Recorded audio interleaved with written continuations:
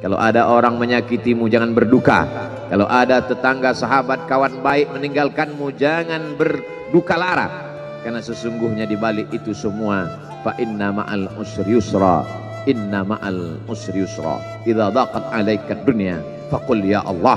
Kalau terasa sempit dunia, mengadulah kepada Allah. Idza sa'alta fas'alillah. Kalau minta-mintalah kepada Allah. Wa idza sta'anta fasta'in.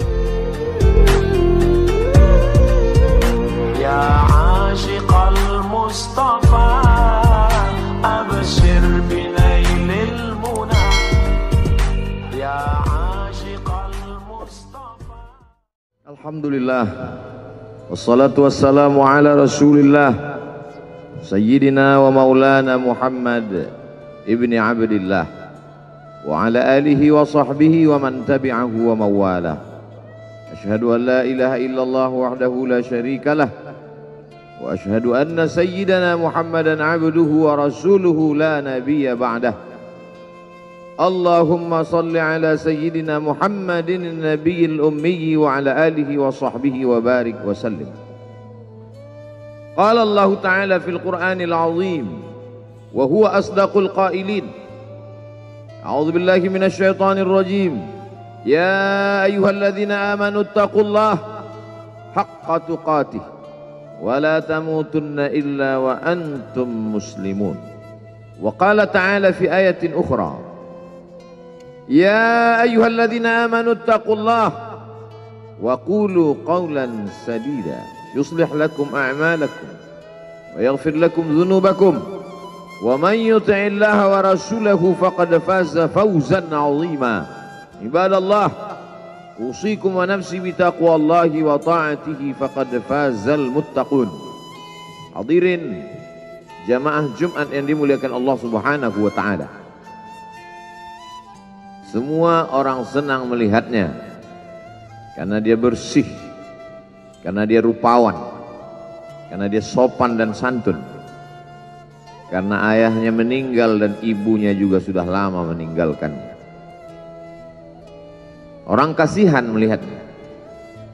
Maka karena kesenangan hati mereka, mereka sendiri yang memberikan gelar untuknya yang belum pernah mereka berikan kepada orang sebelum dia. Gelar itu bernama Al-Amin, orang yang layak menerima amanah. Amin diambil dari 3 huruf, alif, mim, nun. Dari kata alif, mim, nun muncullah kata amanah. Orang yang mampu menerima amanah disebut Al-Amin. Kita mengatakannya jujur. Lawan daripada amanah adalah khianah. Al-khain, pengkhianat. Dia tidak berkhianat. Dia adalah seorang yang mampu mengemban amanah dan terpercaya. Maka semua orang percaya kepada dia. Dari alif, mim, nun juga akar yang sama dengan iman. Akar kata yang sama dengan iman. Maka iman berarti percaya. Dia adalah orang yang dipercaya karena memang dia mampu mengemban amanah. Kapan kebencian itu datang? Kebencian itu datang ketika dia naik ke atas bukit Sofa dan dia berkata kepada semua penduduk Makkah, seandainya aku katakan di balik bukit Jabal Abi Qubais yang besar, gagah, perkasa, tinggi, menjulang ini ada pasukan musuh yang akan menyerang kita, apakah kalian percaya? Semua mereka berkata, shadaqnaka, kami percaya karena memang kami menggelar engkau orang yang dapat dipercaya. Seandainya aku katakan bahwa ada pasukan musuh yang akan meluluh lantakkan, menghantam, membunuh kita, apakah kalian percaya? Mereka menjawab, shadaqnaka, kami percaya. Seandainya aku katakan bahwa aku menerima wahyu dari Allah dan aku diperintahkan Allah untuk mengabarkan kepada kalian, yang baik-baik akan masuk surga, yang jahat-jahat akan masuk neraka, percayakah kalian? Disitulah perlawanan datang, bukan dari orang lain, bukan dari musuh, bukan dari lawan. Perlawanan itu datang dari saudara kandung, dari ayah kandung yang masih ada hubungan darah. Tabban laka ya Muhammad alihadza jama'tana. Celakalah engkau Muhammad, apakah hanya untuk ini saja kau kumpulkan kami hari ini? Allah membelanya. Langsung Allah membelanya. Dia tidak membela dirinya, tapi Allah mengatakan tabbat yada abi lahabi wa tabba ma aghna anhu maluhu. Hartanya tak ada berguna. Wa ma kasab, hasil usahanya tak mendatangkan manfaat. Wa imra'atuhu hammalatal hatab, istrinya menjadi pembawa kayu bakar, simbol dari adu domba, kata-kata yang membuat menyakitkan hati yang dibawa oleh Ummu Jamil istri Abu Lahab untuk menyiksa, menjelekkan, membuli, menebarkan berita untuk membunuh karakter Sayyidina wa Maulana Muhammad sallallahu alaihi wasallam. Ini bukti kalau hari ini ada anak muda yang rupawan, yang dermawan, yang disenangi lingkungannya, tidak ada orang yang tersinggung, biasa, karena Nabi Muhammad SAW juga pernah mengalami hal itu. Tapi begitu kau katakan, aku tadi malam bermimpi bahwa aku mesti hijrah, meninggalkan komunitas peminum khamar, meninggalkan geng kita yang selama ini bicara tentang yang haram, maka disitulah mereka akan berkata, apakah hanya untuk ini saja kita berteman selama ini? Mana persahabatan kita? Apa yang dialami pemuda-pemuda hijrah hari ini dialami oleh Rasulullah sallallahu alaihi wasallam 14 abad yang silam. Ketika kau berhasil bisnis, orang senang. Ketika kau berhasil membina rumah tangga, tidak ada orang yang tersakiti. Ketika anakmu lucu-lucu dan kau berada di tengah mereka, tidak terusik kepentingan mereka, tidak terganggu ekonomi mereka, engkau adalah sahabat, engkau adalah teman setia. Tetapi ketika kau tidak ikut kemauan manusia, disitulah engkau sedang melantik dirimu sendiri menjadi musuh. Maka Allah kuatkan hatimu. Wa in tuti aktsara man fil ardi, kalau kau ikut kebanyakan orang di atas muka bumi, yudilluka an sabilillah, mereka hanya akan menyesatkan engkau dari jalan Allah subhanahu wa ta'ala. Tapi api itu tidak pernah padam. Kalau dia padam, maka berakhirlah dakwah Islam. Dia terus bergelora, dia terus menyala, dia terus membakar kemunafikan, membakar kemusyrikan, sampai akhirnya embargo pun tiba. Jangan ada yang mau bergabung dengan kelompok Muhammad sallallahu alaihi wasallam. Jangan ada yang mau berkirim makanan, jangan ada yang mau berdagang, jangan ada yang mau menjalin transaksi. Mereka ingin membunuh secara perlahan-lahan.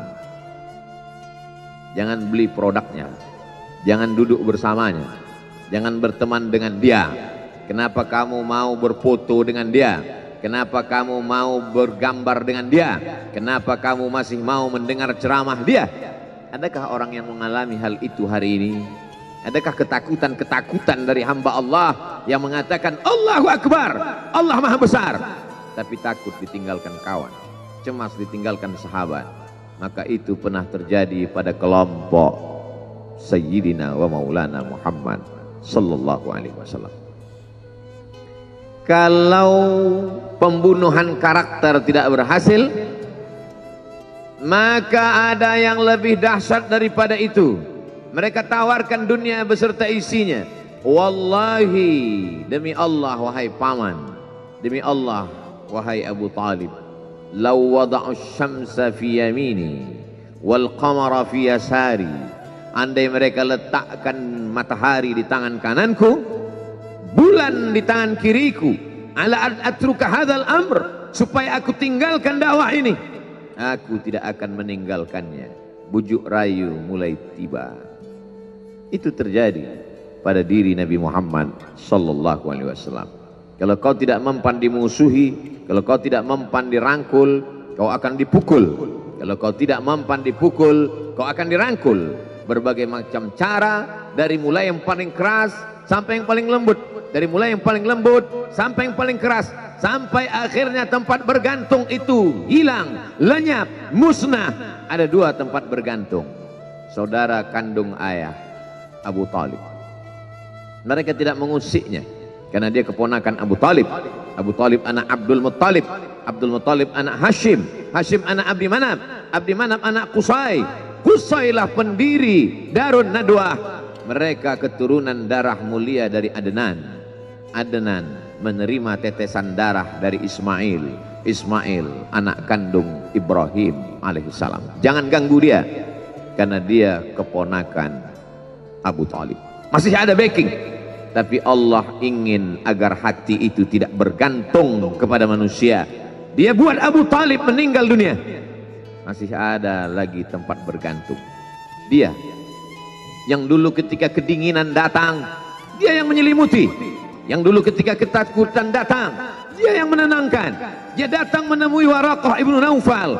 Waraqah berkata, Namus, malaikat yang pernah datang kepada Ibrahim, yang pernah datang kepada Musa, yang pernah datang kepada Isa, sekarang dia datang kepada suamimu. Katakanlah, jangan takut, jangan cemas. Kalau nanti sampai masanya dia akan diusir dari kampung halamannya, aku orang pertama yang akan membelanya. Karena begitu yang kutemukan dalam kitab-kitab suci yang kubaca, kata Waraqah bin Naufal. Hari itu juga tempat bergantung itu patah. Khadijah menghadap Allah subhanahu wa ta'ala. Tak lagi ada makhluk tempat bergantung, tak ada lagi ranting tempat berhinggap, tak ada lagi batang kayu tempat berpegang.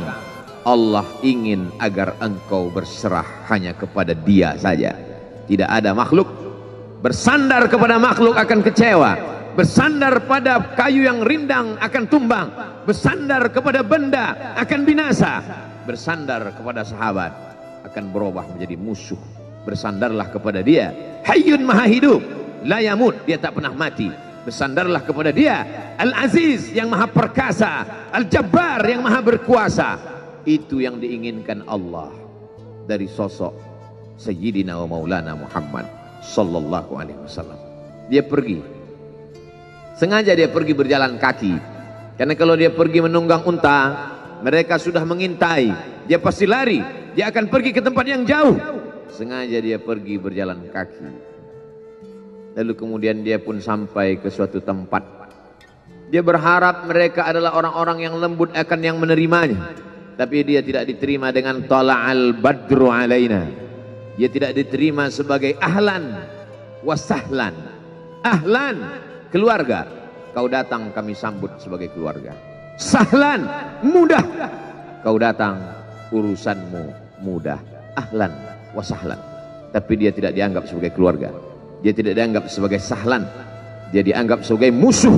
Dia dilempar dengan batu, dia dilempar dengan kayu, dia dilempar dengan tulang onta. Apa yang dia lakukan? Dia bersembunyi di balik bukit. Dia angkat kedua tangannya. Ilaika ashku dha'fa quwwati. Kepada engkau saja aku mengadukan kelemahanku. Wa qillata hilati, ketidakberdayaanku. Wa hawani bainan nas, aku hina di tengah mereka. Kalau dulu aku ada tempat bergantung, ada tempat bersandar, ada tempat mengadu, hari ini hanya engkau saja ya Allah. Datanglah malakul jibal, malaikat penjaga segala bukit di atas dunia. Kau tunjuk mana bukit yang paling besar ya Muhammad, akan kutimpakan kepada mereka. Hati yang luka biasanya akan marah, akan kecewa, tapi itu tidak terjadi pada Nabi Muhammad sallallahu alaihi wasallam. Apa yang dia katakan? Asallah an yukhrij min aslabihim man ya'budullaha wa la yusyrika bihi syai'a. Ya Allah, keluarkan dari tulang sulbi mereka, keluarkan anak cucu mereka yang akan menyembah engkau. Tidak ada satupun yang akan mempersekutukan engkau di atas muka bumi ini. Doanya dikabulkan, hatinya susah, pikirannya kacau, tapi lidahnya tidak berkata-kata kasar. Dia doakan agar anak cucu mereka menyembah Allah. 100% penduduk Taif hari ini bersyahadat asyhadu an la ilaha illallah wa asyhadu anna Muhammadan Rasulullah. Doa orang yang teraniaya, doa orang yang terzolimi. Dia berhenti di sebuah kebun. Ada seorang yang bukan terpandang membawakan beberapa ranting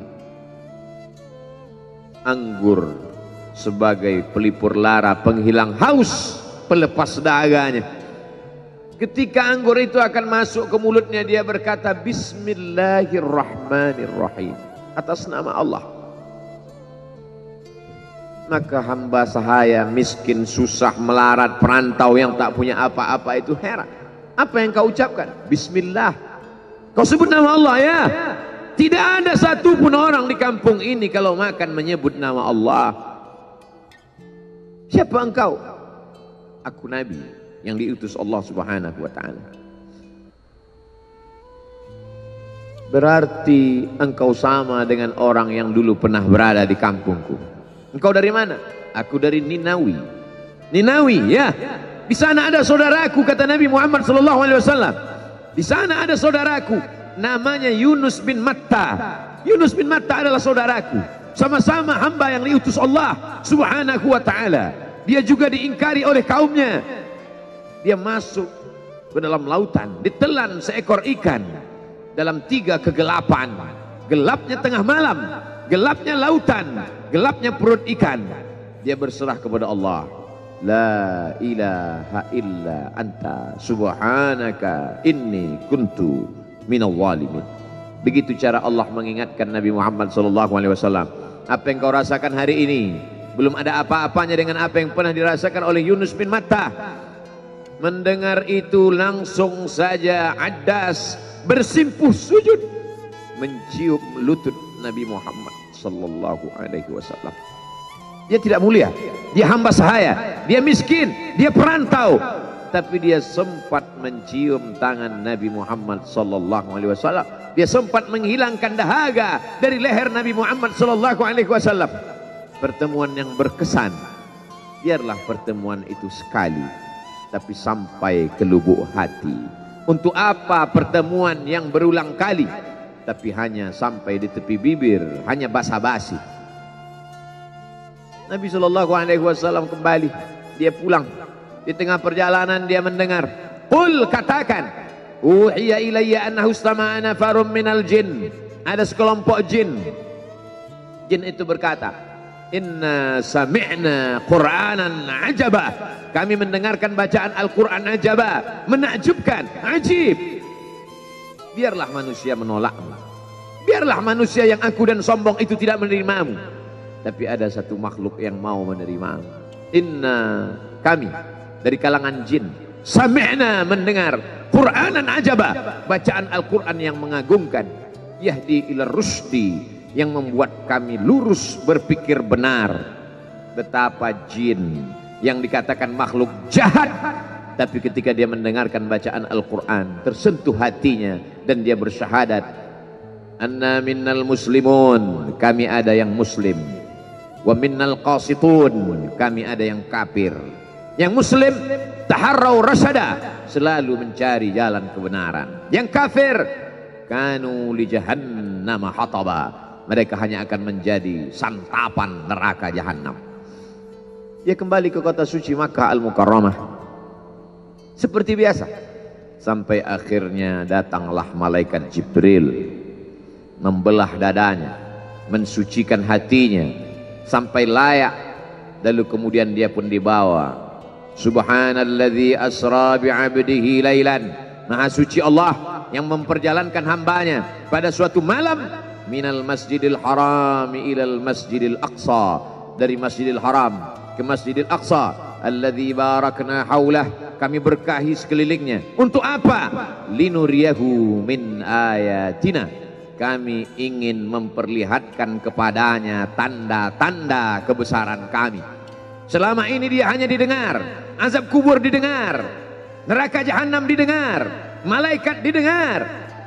Hari ini kami ingin memperlihatkan tanda-tanda itu kepada hamba kami. Jangan bersedih ketika kau didustakan. Jangan bersedih ketika kau dibunuh karaktermu.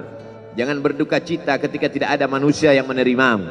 karena sesungguhnya itu hanyalah cara Allah menguatkan hatimu, karena dia ingin mengangkat derajatmu, menempatkan di tempat yang terpuji, memperlihatkanmu sesuatu yang tidak pernah dia perlihatkan kepada manusia yang lain.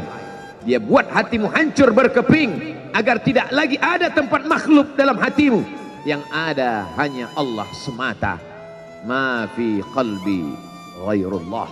Pada saat itu mentalmu sudah kuat, layaklah engkau berada di tempat yang terpuji. Kalau ada orang menyakitimu, jangan berduka.